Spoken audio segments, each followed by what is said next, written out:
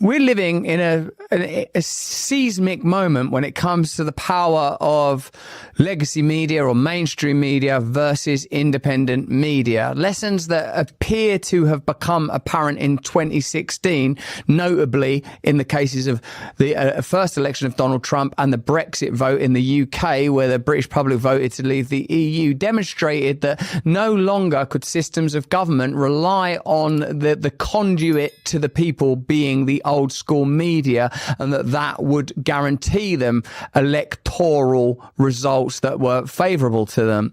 Now, we've sort of seen it again in 2024. Prior to Trump's second election, the conversations I was having with people in this space were, do you think that since 2016, centralised authority, whether it's the censorship industrial complex or big tech platforms or governments using like groups like CRISP or Logically AI, have found ways to manage online communications that will mean that in 2024, Kamala Harris will be victorious rather than Trump? Now, obviously now we know the answer to that question. What does that tell us about how independent media and social media are likely to align going forward?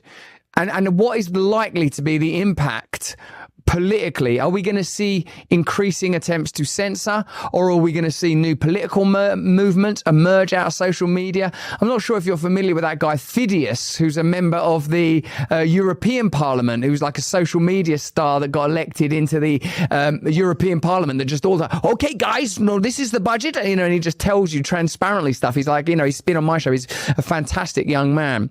I just wonder what we've learned about the limits of centralized power, whether it's state or media, and what you envisage as an independent journalist yourself, having had experiences in mainstream media, having been a denizen of that world and a decorated journalist within that world.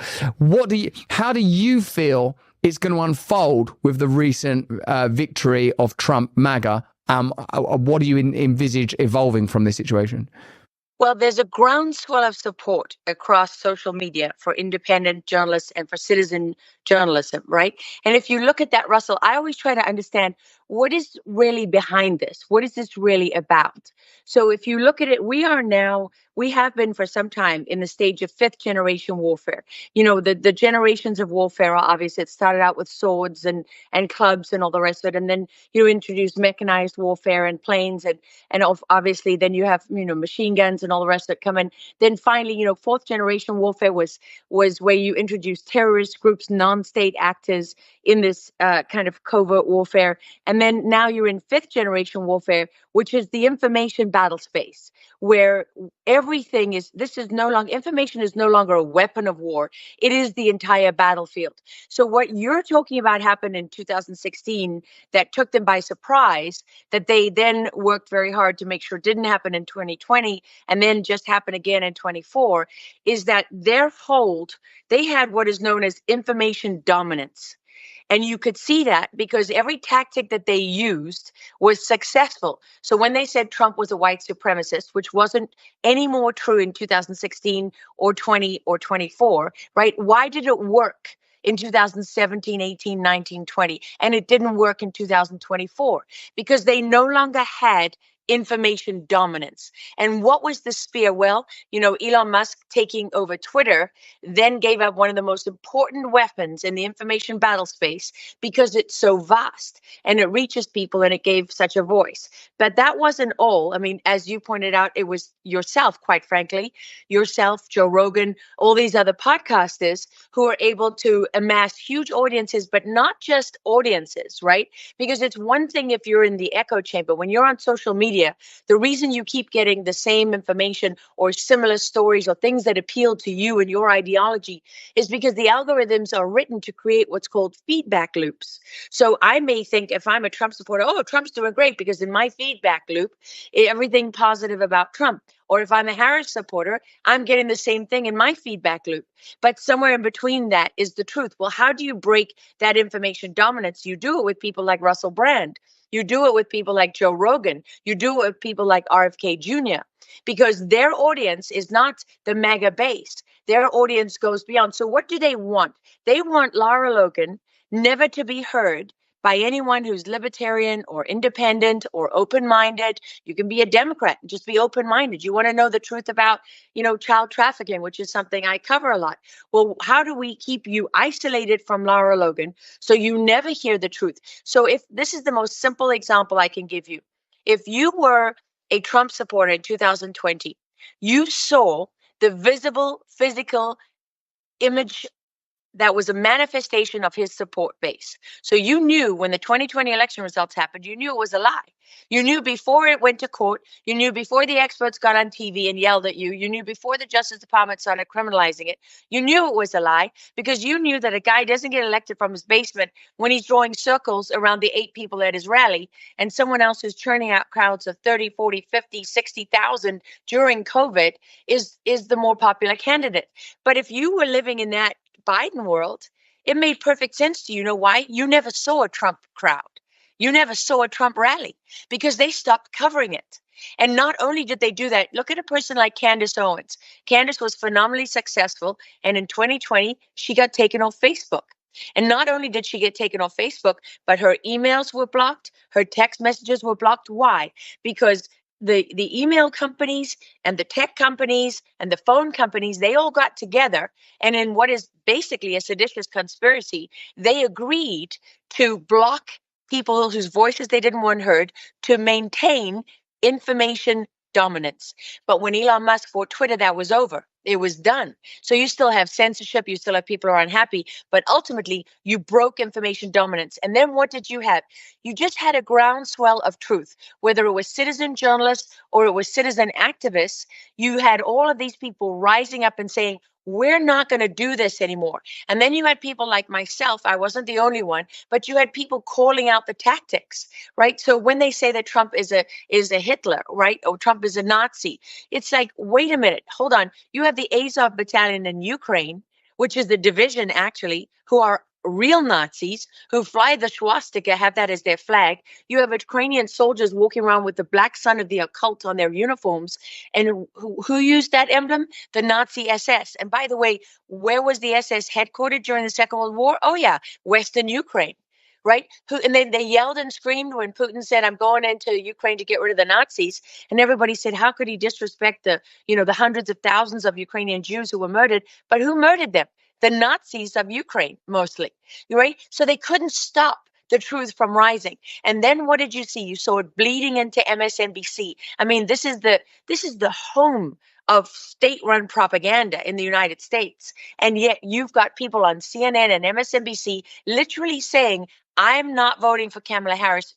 I mean, by the way, African-American voters on their air saying, I'm not voting for her because of this, this, this, and this. And by the way, she's not black.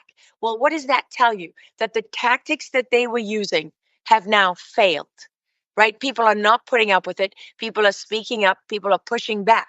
When they first tried to, put Charlottesville on Donald Trump and call him a white supremacist, what did most people do? Including Republicans, by the way. They hid.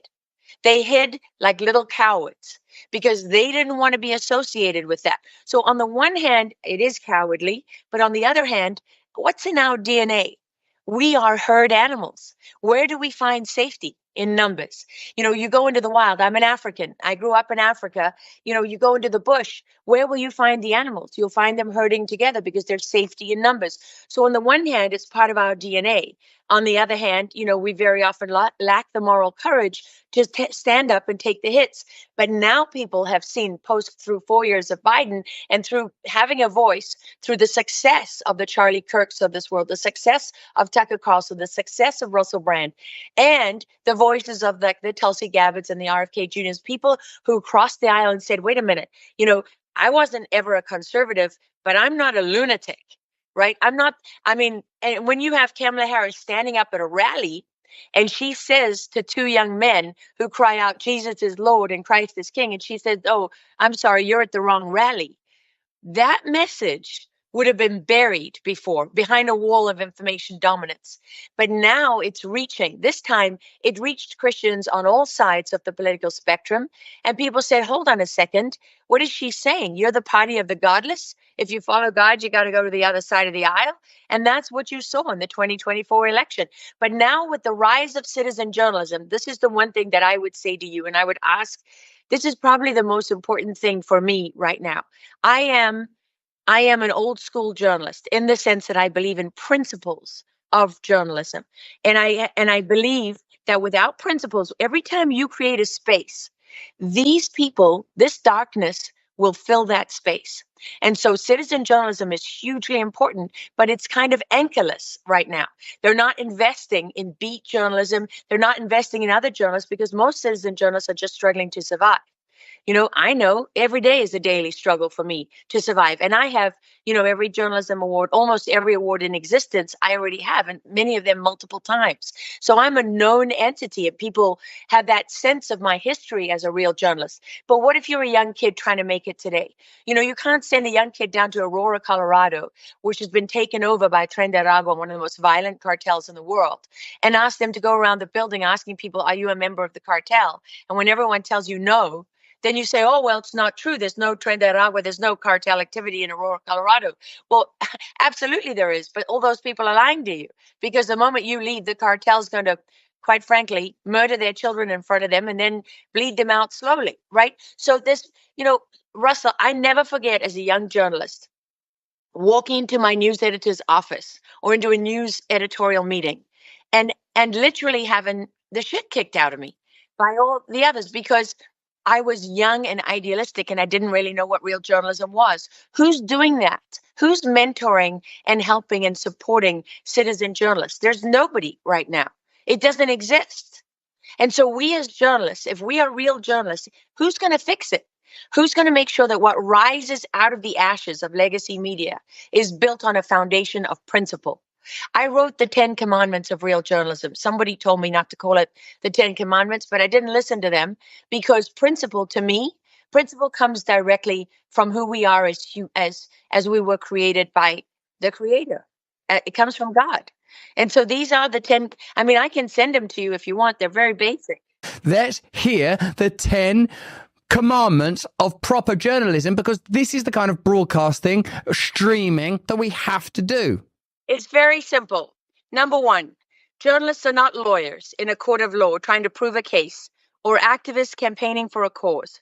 Our job is to seek the truth no matter what and follow the facts wherever they lead us, regardless of political outcomes or consequences. Simple. Number two, it's not the role of a journalist to decide what people should think. Our duty is to search for the whole truth and communicate accurately and honestly so the audience or reader can make up their own mind. Number three, thou shalt not mislead, deceive, or lie to yourself or to the public. Number four, question everything. Only the truth stands up to questioning. 5, 2 first-hand sources are the Holy Grail, always better than indirect or single sources. 6, be as skeptical of those you like and agree with as you are of those you neither like nor trust. 7, opinion and analysis have a worthy place in journalism, but are not fact and should not be presented as such. 8, never underestimate the audience. People are not as dumb as you think, and lack of familiarity with a subject should never be confused with stupidity. 9, be honest with yourself and aware of your own bias. No one is immune. 10, anonymity has an important place in protecting sources for valid reasons. It should not be used as cover for political, corrupt, or nefarious purposes, and it is up to us to be the guardians of our craft. Hey, thanks for watching. If you want to see more uncensored content where free speech can flourish, join our live stream. Click the link right here to watch the next video if you want to, or become a member of a growing movement. Download the Rumble app and you'll be informed every time we make a new piece of content. Stay free.